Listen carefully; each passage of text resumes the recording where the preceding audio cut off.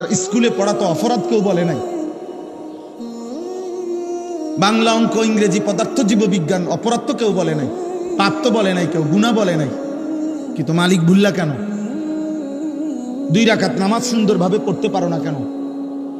ওযুর ফরজ, গোসলের ফরজ সুন্নাত মোতাবেক করতে পারো না কেন?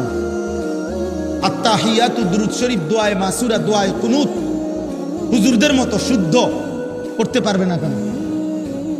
বাবার মৃত্যুতে, মায়ের মৃত্যুতে, আপনজনের মৃত্যুতে জানাজার দোয়া আল্লাহুম্মা গফির লি হাইয়িনা ওয়া মাইয়িতিনা, এই দোয়া পড়তে পারবেন না কেন?